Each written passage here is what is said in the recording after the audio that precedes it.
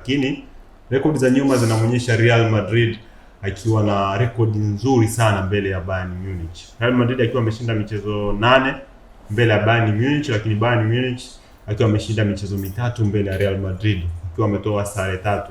Hivi sasa Bayern Munich chini ya Vincent Kompany wana performance nzuri kweli kweli, magoli mzigo, rundo la magoli wamefunga pale Bundesliga, lakini pia ukiangalia kichapo ambacho ametoka nacho Atalanta, unaweza ukawa na kashikashi kidogo kwa Real Madrid. Kama wakilegea, yanaweza kumkuta yaliyomkuta FC Barcelona miaka ya nyuma. Mechi ya Real Madrid dhidi ya Bayern Munich, kwa mtazamo wenu ninyi, naona kwanza timu gani inaenda kuibuka na ushindi, lakini bora Bayern Munich utakwenda kudhihirika pia mbele ya Real Madrid kwa aina ya kikosi ambacho Real Madrid sasa nacho? Sawa.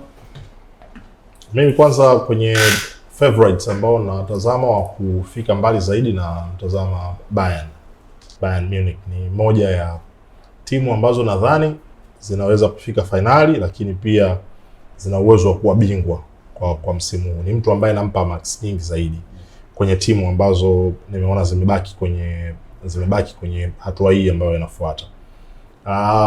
Sisemi kwa sababu ya matokeo ya mechi iliyopita, lakini kwa run ya msimu huu wote wa Champions League kwa namna walivyokuwa, lakini pia kwa timu ambayo wanayo.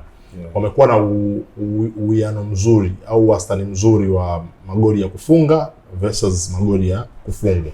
Sio timu ambayo inaruhusu magoli mengi ya kufungwa, lakini na uwezo wa kufunga magoli mengi. Test ambayo nilidhani Manchester City anaweza kupeana na Real Madrid kwenye hatua iliyopita, ndio test ambayo nadhani sasa tutaipata kwa Bayern na Madrid kwenye hatua hii, kwamba Real Madrid ni Real Madrid ile au watatuonyesha ule ukubwa wao ambao wao wanauonesha kila siku kwenye kadri ambavyo huwa wanasogea mbele.